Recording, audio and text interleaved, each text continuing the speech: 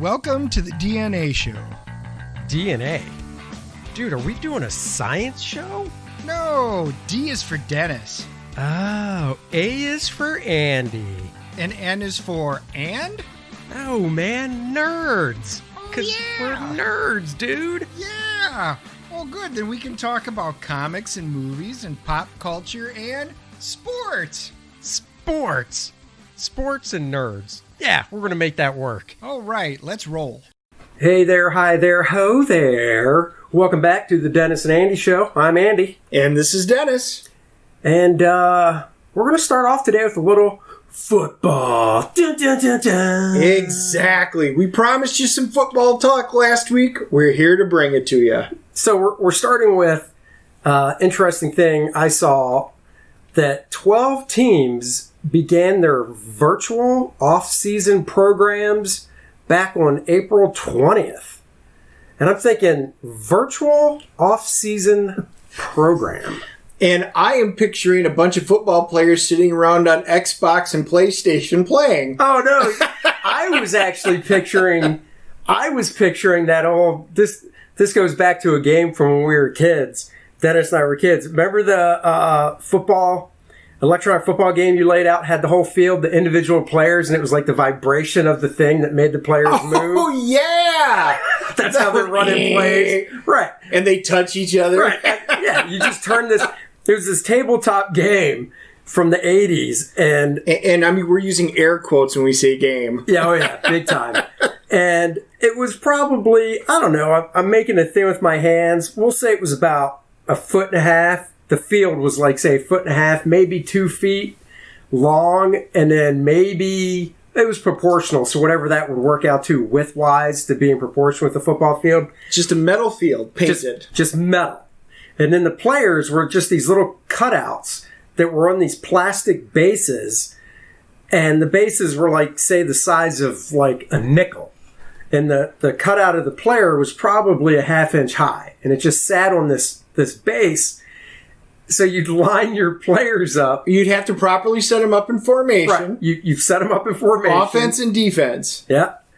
And then you basically would just power on, turn it on, and then the metal field would vibrate, and it was the vibration that moved the players, right? Right. And then eventually, if it was a handoff, so it would be the running back, and would he get tackled, and how far before somebody tackled, or the quarterback. I mean, that is what we had to work with back then. Well, and the other one I was thinking of, too, like I'll get back to Madden, because the other one I was thinking of, too, is...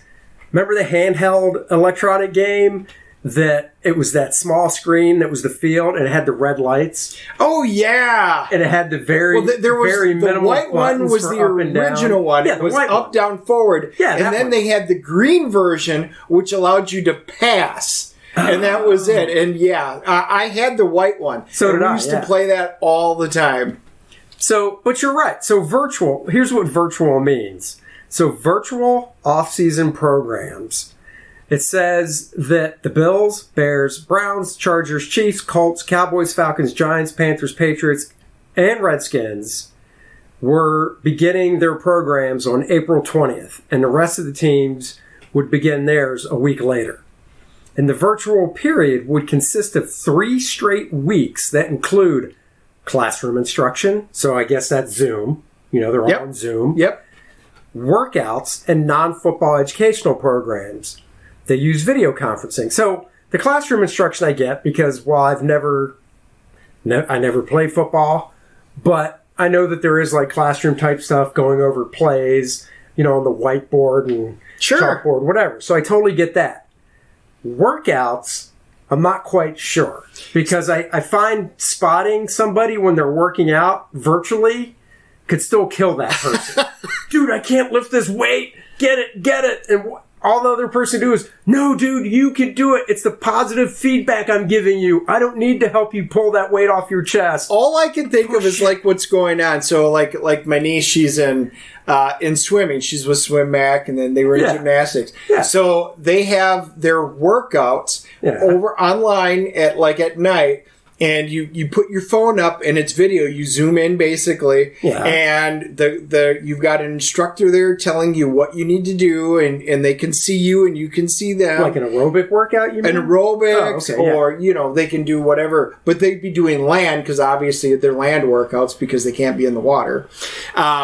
But I'm wondering if it isn't the same type of thing. All right, guys, you got to do this. We're going to do burpees. We're going to do squats. We're going to do the lifting. Everybody's probably got a gym. I want a 30-second plank. Hold that plank. Hold it. Hold it. Yep. An offensive lineman doing a plank's like, no sweat. My belly's touching the floor. I can hold this all day. Oh, yeah. Oh, yeah. So, that's going to be interesting. And then it says, of the dozen teams who chose to begin their virtual period on April 20th, only 3, the Bills, Colts, and Patriots will hold workouts. Monday, the Bills will hold workouts. NFL's Tom Pelissero and Mike Garofalo reported. The remaining 9 will do classroom work, but no physical training. Okay. So they're going to do that. The basic gist is until they want to make it an even playing field. So these are optional, but until all the fields are open and they can literally, all the teams can meet, in person like they normally would. Once they can do that, that's when it's game open. Everybody's out there actually, So that's fair. I get it. You got to do something. I heard that the May 9th is when they're supposed to release the schedule this year. Yep, waiting on pins and needles to see which division we're going to be playing. Because generally the schedule's released, I believe, before the draft. Yeah, I haven't seen anything come out. I usually get it popped up, so I think everything's just been pushed back due to the circumstances. Yeah. So we've had the virtual, and then, of course, that led into the biggest event before the Super Bowl would be the NFL draft. Yep. Which obviously couldn't be really live and in person like we normally did. So basically, we had the NFL draft. A little bit different than usual again this year. Did you watch it? Any of it? I watched some of it, yes. Yeah, we were there because, I had to see what the Packers were going to do and what the Cowboys were going to do and some of the other teams. So it was different. Not what I expected. It's not, but did you see this? It got higher. It's gotten one of the highest ratings in years. The draft. Right. The draft got one of, obviously not the highest ratings, but in the past few years, this was like the highest rated draft. Yeah. And it was entertaining to watch. I actually liked seeing the different people's homes. And for a local note, because we said it before, we're in Charlotte, North Carolina.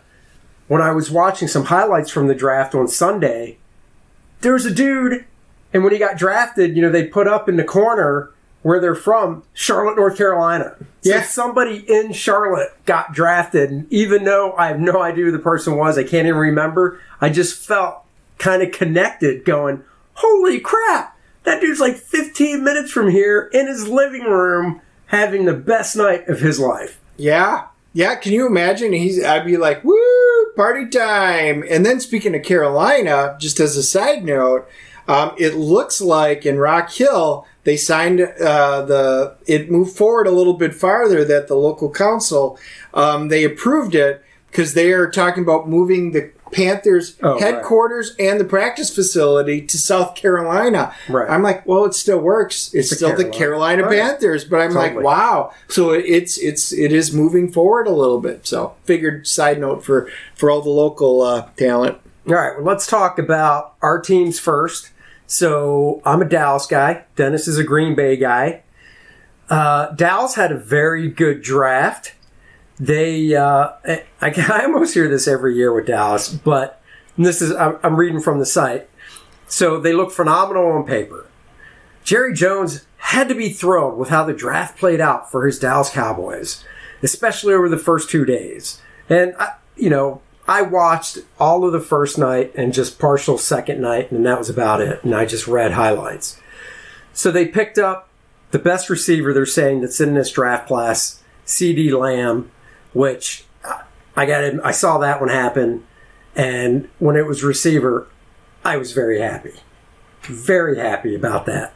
And then they also got a cornerback, Trayvon Diggs, whose brother, I believe, is in the NFL right now.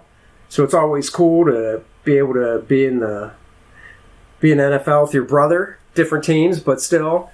Then we got defensive tackle Neville Gallimore. And they found, let's see. Oh, the replacement for Travis Frederick. Travis was the center. Real big bruiser of a guy. Big bushy beard, like a Grizzly Adams. That's what he reminds me of when I saw him. He retired, so his replacement is a guy named Tyler Biadasz. I'm sure I messed that up. So, they're looking good for the year. But I got to say, I think it's probably been, and, people are saying, oh, they're sitting on top of the NFC East. My first reaction to that is they're sitting on top of the NFC East. The East. You're not, that's like, okay, so, you're sitting on top. And it's not like they were sitting up by a lot. No. You're on top of the Redskins. You're on top of the Eagles. You're on top of the Giants. When you break it down, all you're saying is you're on top of the Giants. It's not like the Redskins it's not like the Redskins and Giants had a great year last year. The Eagles are the ones that, for the past couple of years, have scared me. So, if you don't know about football and I say, hey, they're sitting on top of the NFC, you might go, wow. But if you know about football, you're kind of like going, yeah, okay. And, I'm a diehard Dallas fan, but I'm also not an optimist. It's like saying I'm sitting on top of the high school bleachers. That's right.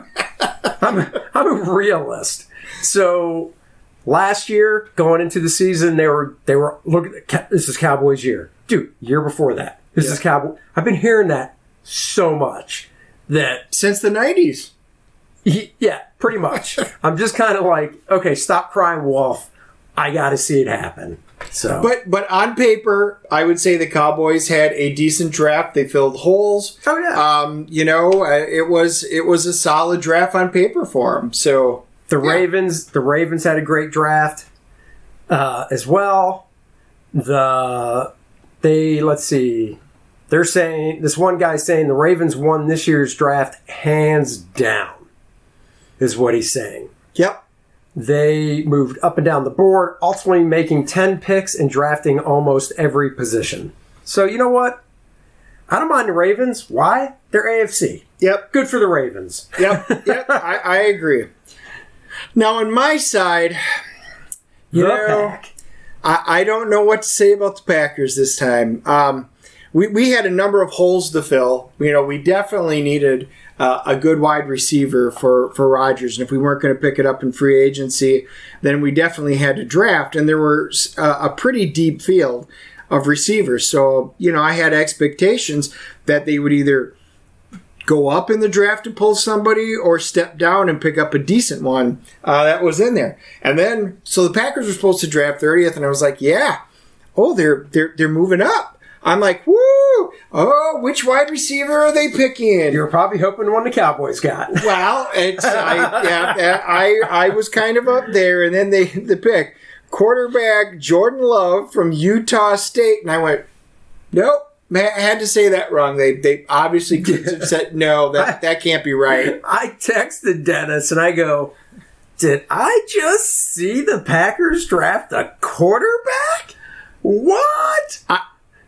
Okay, so all of my friends that are Packers were texting me and calling me. So then we had to see, well, what else are they drafting? There's got to be something behind it.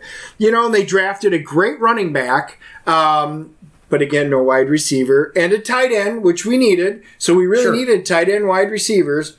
So I was like, okay, that's solid, but why didn't they go after any of the big wide receivers? Right. They drafted a potentially phenomenal running back, and runs like a 4.4 40, built like a Mack truck at 250 pounds, and I'm like, ooh, this could be good. But maybe the Packers are getting away from the 4 and 5 wideouts in order to focus in on maybe 3, using the running backs as part of the wide receiving core. Sweeps, out of the backfield, straight ups, whatever. Sure. So that would make sense if they're completely switching up their offense, which I could see that happening this year with the new coaches and everything be put in place, especially at 13-3. However, as a Packer fan, I still can't get why they chose a quarterback, even if they were looking for a future heir apparent for Aaron Rodgers. However, there was somebody that pointed one out to me, and this is I don't want to call it a conspiracy theory, but it is a theory that they sent a message to 36-year-old Aaron Rodgers that his playing days could possibly be limited. Yeah, and I was like, how many years has he started now? Something like that. Yeah. It's been quite a few. But I mean, I just don't want it to be the situation with Brett Favre and Aaron Rodgers back when Brett was coming back and he left because that left hard feelings. But they're thinking that there could be a theory, a little more malicious brewing. That with the first round talent on the roster, the Packers would gain the leverage with their imperial quarterback and his passive aggressive style. Right. And, you could tell there definitely was some issues there last season with the quarterback and the new coach, because Aaron's used to doing things his way, and his way kind of went. Sure. The new coach probably wasn't going to do it, so I'm hoping that this is not it, and that they're not looking for the heir apparent, and that Rodgers is only going to be around for a couple more years. I'm hoping that they're looking for somebody to be a backup, because our backups have not panned out at all. And when Rodgers has been injury prone over the last couple of seasons, we need somebody to fill in and win games. And you can't do that with just a mediocre backup. So maybe they're going to teach this kid how everything works, train under Aaron, and he's there for an emergency, full well realizing when Rodgers retires, it's his team. Right. Because that's you my have to hope. look at it. Aaron's 36. So he's still young. But, is he going to make it till 40? Does he want to make it till 40? I mean, Brady's just a different animal. You can't, I don't even, he is as much as, and now that Brady's not with the Patriots, I actually like him now. It's the Patriots I don't like. I never really had any hard feelings against Brady. The Patriots. But, and we'll get to that whole Tampa thing, but I don't compare anybody to what Brady's doing. So with Aaron being 36, he could play just 2 more years, and then, depending on how the next 2 years go, they very well could look at him and be like, even if he doesn't want to retire, they could look at him and be like, nah, we're trading you. Yeah. Yep. You know what I think will be a litmus test, because Tom Brady also, he's a love-hate. I hate him, but that's only because he won so many Super Bowls that it was just like, we need somebody else. But he's a consummate professional. Right. And you can never say that. He always said the right things. He did the right things. He's moving in with the new team, Tampa Bay. What can he do? But he's also doing the right things going into Tampa Bay and making the fun comments. And then got Gronk, who's coming out to do it. Gronk. Oh, my God. So my daughter is a Tampa fan. Mentioned that before on the show. She was born there. She loves Tampa. She's so excited when Brady signed. And then I actually felt lucky. I got to tell her about Gronk signing, and her head almost exploded. She is so excited for the year. And then, I can't remember the guy's name that's coming back. Just signed another 1-year deal. He's a defensive guy, big dude, name player. Adamakin Sue, maybe? Is that on Tampa? Yeah. Okay. Anyhow, that team. So the Super Bowl is played in Tampa this next year. It would be awesome because I don't believe any team has played the Super Bowl in their stadium as a home team. Ooh, interesting. Yeah, I don't think a home team has ever played at their stadium before. So that would be a first.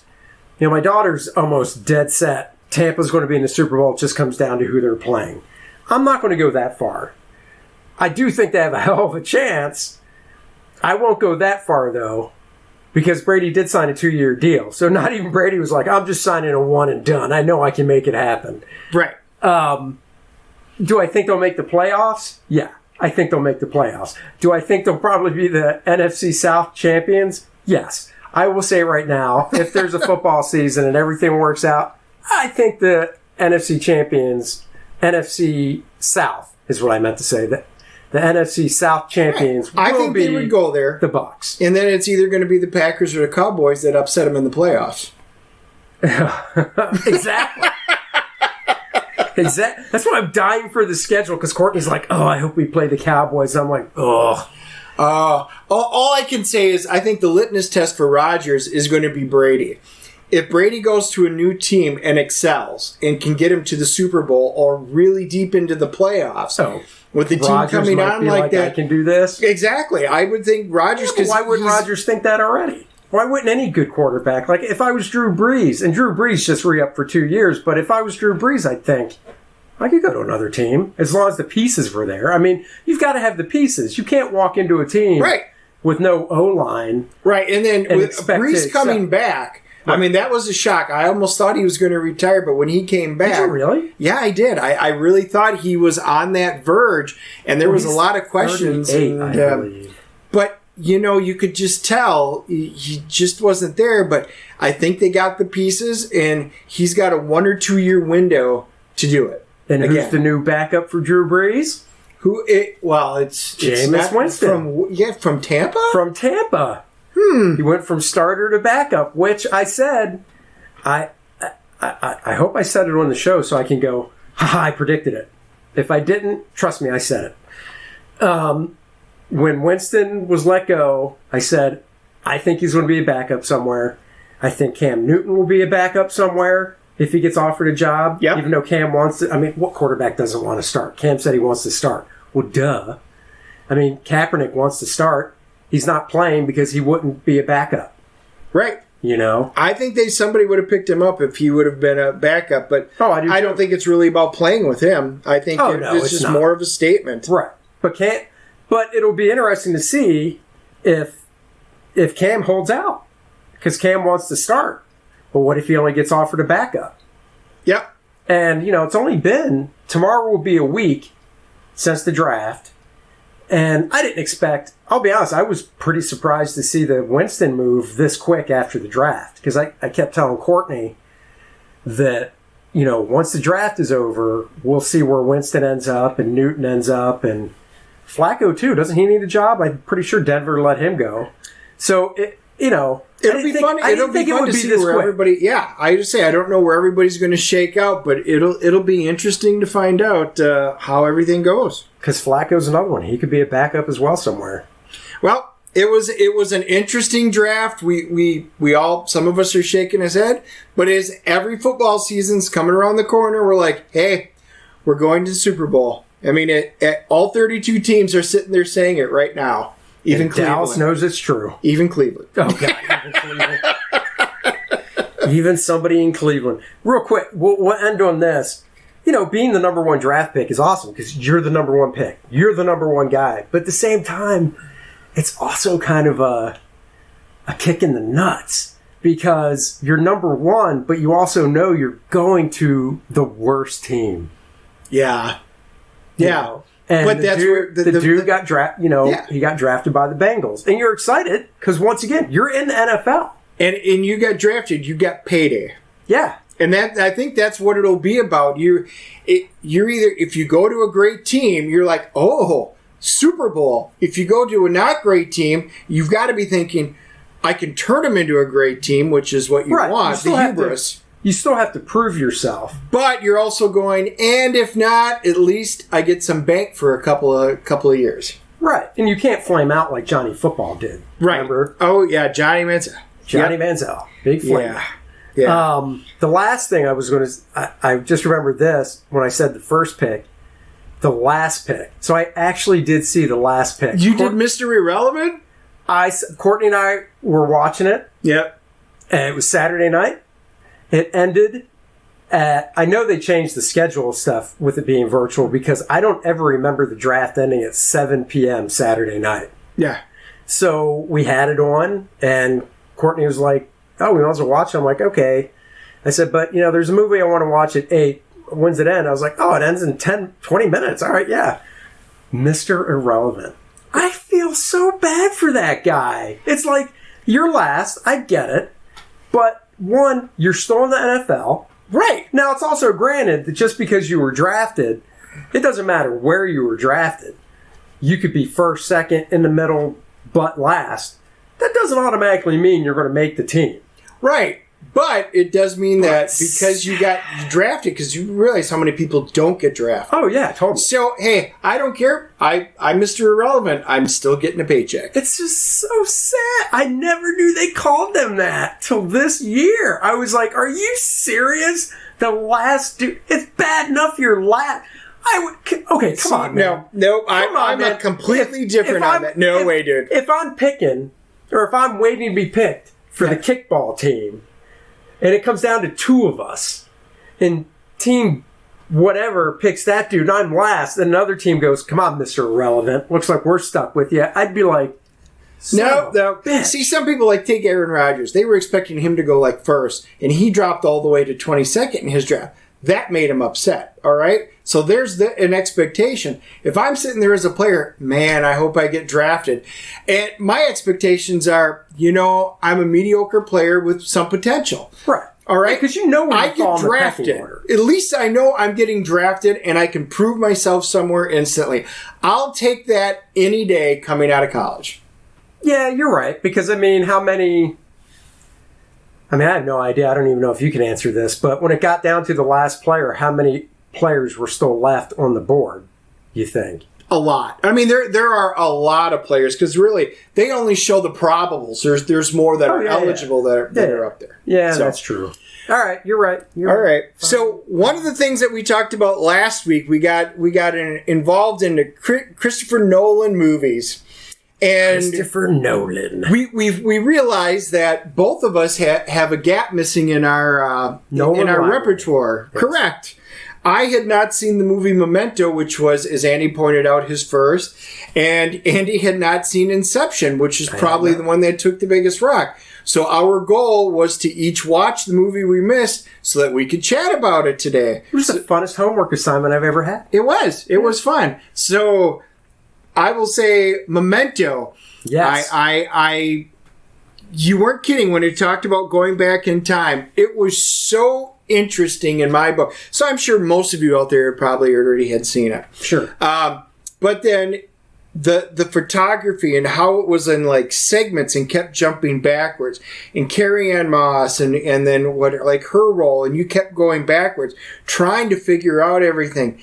It wound up being not the movie I was expecting, but for the better. I actually so really enjoyed that movie. Well, Guy Pearce. He was. I love Guy Pearce. Yep. And just like you were saying, the storytelling of it, the way it was told. This dude has short-term memory, so he tattoos himself and stuff. So that was the best. The tattoos, tattoo assignment number 6, and then he's in a tattoo parlor and they're literally tattooing him, and then he looks in the mirror and so he can read it. It's actually tattooed backwards so he can read it, and he's got post-it notes all over everything talking about shaving and things, and I'm just wow.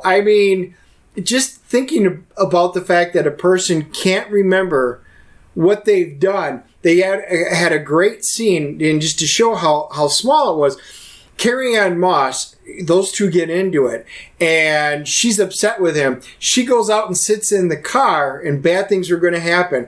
And he's like, okay, I'm going to remember this. I'm going to remember this. Watching her, something happens. He looks away, comes back, has already forgotten. She walks in the door, and because he's the one who punched her. Right. And he's like, what happened to you?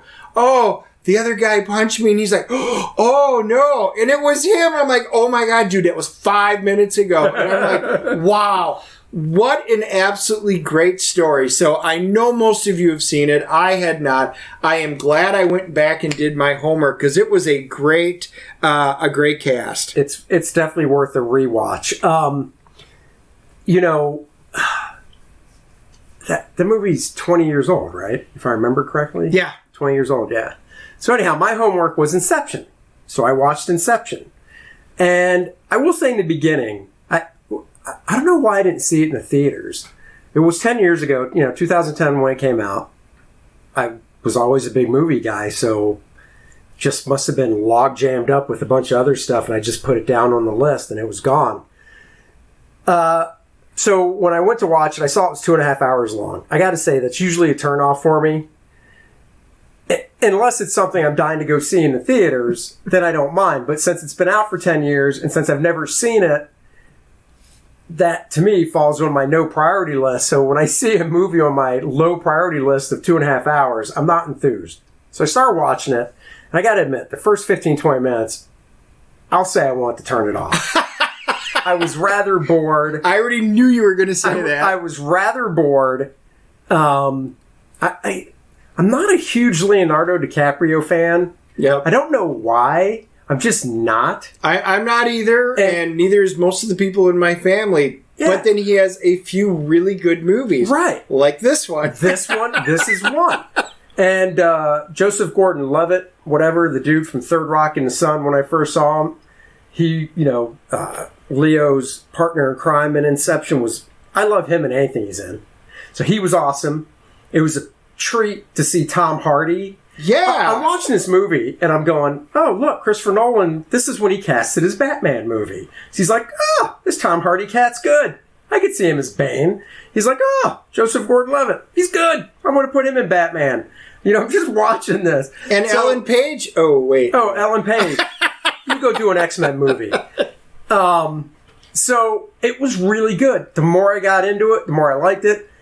I think like most Christopher Nolan movies, in the beginning, you definitely have these questions because he doesn't lay everything out neatly.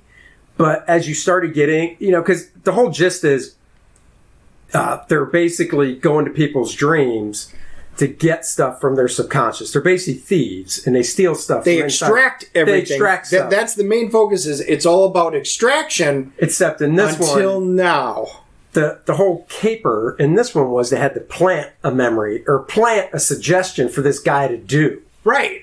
So, and there's these. I don't want to give everything away. I'm sure everybody's seen it. Everybody's listening. Going, you haven't seen it, which is like what we're going to do now because we're going to do a podcast in a podcast. In a podcast. And we're going to need some type of kick to kick us up to the next level. And that's where I really got, like, for me, the movie really started picking up and became interesting when they finally entered the dude's dream. Right. On the plane. And who's one of my favorite actors. That's Ken Watanabe. Oh, I was talking to the guy whose dream... Cillian Murphy, I believe. Oh, yeah. He's Scarecrow. I was like, oh my God, this is Batman. But I've never seen him in such a normal role. Right. He always has these roles. And he's almost always a bad guy. And he's, right. And then this, he was a good guy. It was so just normal businessman, basically. I mean, yeah, he comes from an affluent, wealthy family, but still, normal dude, basically. And yeah, Ken Watanabe, whatever, he's always awesome, though. He is. He was Ra's al Ghul. Right. Exactly. There's all these guys. And then you've got Tom Berenger, who I actually remember having to do a double take because I was like, so did I. Oh, it almost looks like a Baldwin brother from the distance. Then you get up there and you hear him speak. I'm like, sniper. And then my wife's like, Major League. And I'm like, and then I thought, substitute. The substitute. And I'm like, oh my God, that is Tom Berenger. I'm like, wow, it's a great cast. So it was very intriguing. Now I will say, going into the movie, I thought that I heard that at the end of the movie there was like some twist. Now, correct me if I'm wrong. Before you saw it, or maybe after, what was there supposed to be a big twist at the end or something, or no? Well, because I didn't get that at the end. I don't know about a twist, but it was all about his wife Mal, who had died, right? And which was horrific. Oh my God! Right, because he was the one who planted the initial Inception and the first test. Right. So she killed herself over it, and it was, can he save her, or is he going to get stuck in there? Is he going to rescue Ken? How is he going to be able to get those characters out and be able to bring back up through all 3 levels and to do it? So I would think it was was Ken Watanabe, right? Or was he going to stay forever with Mal down there and just get him out? He wouldn't have even gotten out then. She would have just wound up staying. Ken wouldn't have gotten out. Correct. Why not? Because to get out. Well, he couldn't die because he was sedated. And so even if you wake up and through the levels, that sedation was going to keep him in there, and he was lost down in... No, I know, but... Okay, so the one thing that did confuse me, so maybe you can clear this up. So one way to get out is if you die in your dream, you wake up, right? In a normal one, yes. So how did he get him out? Because in that scene, and you know what, this movie's 10 years old, so honestly, if you haven't seen it, and too bad, because I'm talking about it. And if you forgot about it, just go rent it. Yeah, just go rent it, because I got to work through this, because I get confused easy. So my question, though, is this. In one of the last scenes, Leonardo's sitting at the table. Ken's character is at the other end of the table as an old man, because he's been down in limbo for so long. Correct. He's lost. He's lost. Yep. And then, and Leonardo's whole goal is to bring him back out through the 3 levels to bring him back. Right. Because time, if you haven't seen the movie, time works way different. You could be down there you can be in this limbo level for like 50 years and only, 10 hours go by, whatever. So time works totally different on every level. So then you see Ken's character put a hand on a gun, and then it cuts to the plane where they both wake up from sedation. So my thought was, well, did he take the gun and shoot himself? No, he didn't take the gun. How did he get out? Because it was Leonardo. I don't remember the exact words. It's been a while. But Leonardo makes the comment that Ken would remembered from earlier, and I think that's what snaps him back and realizes, oh, he really is here. This isn't my imagination. This isn't part of it. Because he's been living down there for 50 years, 30 years, whatever it is. And then, he's got the top and everything like that. So that's what snaps him back into there. And then they're back into the snow part where he had just thrown the grenade and helped save himself when Tom Hardy was coming in to save his character. So he did. He made it up in all 3. And then they go back up to the van where they were all up in there. And remember, they had the oxygen that was in there. So when they all did get kicked out, they were able to go up and swim, all except for Leonardo DiCaprio. He was still down there because he had to finish it. Yeah. And then I guess the big question mark that Nolan was trying to get through in the very last scene, when Leonardo's character was back at his house and he saw his kids and stuff, he spun the top. He had this little top. Yes. And the whole thing is, everybody, when you go into the dreams, you have to have your own personal totem that nobody's ever touched. So only you know the weight of it. It can never be messed with. So, for instance, Joseph Gordon-Levitt's character had loaded dye, and Ellen Page had a chess piece, and Leonardo DiCaprio had this small little top that he would spin. Was Mal's. Which is originally. Mal's, right. And Leonardo knew when he was in the real world, because the top would stop spinning and fall, like it would happen. But in the dream, if he spun it, it would just keep spinning. So the movie ends with him back up in the States. Michael Caine is there, which is the father-in-law. Seeing his kids, and before he walks out to see his kids, he spins the top. And then they cut away from that, and they show, Leonardo go to walk out to his kids with Michael Caine. But you get to see the kid's face for the first time in the movie. You get to see the kids' faces for the first time. So you know that's real. Right, that's supposedly real. Because every time in the dream, they never showed their faces. But then they cut back to the top. Right. And it's still spinning perfectly, and you kind of go, oh no. But then, right before it cuts... It wobbles. The top wobbles. And I saw that, because I was waiting for it to totally fall, and then I'm thinking, this is Nolan. He's not going to let that happen. But it wobbled. And then the screen cut to black for credits, and right then I was like, he's out. That is not a dream. He's out. Yeah, is the wobble... Did the wobble secure it that he's out? Or... was it still spinning? That's the question, and there's no definitive answer. But I would say that wobble was the first giveaway that, all right, it will fall at some point, which means he's out of the dream and he's with his kids. Yeah, I agree. So it was good. I'm glad I watched it. It definitely did pick up. I watched almost all of Nolan's movies, and this was the first one where 20 minutes in I wanted to bail. So yeah, I thought it was solid. And in this, and it's been quite a while, so it was great. This year's supposed to be Tenet, his new one. God, I hope they don't push that back forever. We'll leave you with this because we're wrapping it. Venom, if you're curious, I just found out today. Venom 2 has been pushed from October to June of next year. All my comic book movies are getting pushed. Not a happy camper, but we'll get through this. That is it for today's show. Next week, we're going to talk about Extraction, the Netflix movie starring Thor himself. Yeah, Chris Hemsworth. And not one that I had on my radar to watch, but Andy got a hold and says, dude, watch it. I'm watching it. It's good. Okay. So, yeah, Extraction. We'll it. Talk. We'll see you guys next week. Bye, everyone. Until next week, grab your 3D glasses. Get your favorite comic books, roll them up, and put them in your back pocket the way you should treat comics. Throw your pigskin up on the mantle. This is Dennis. This is Andy. Later friends.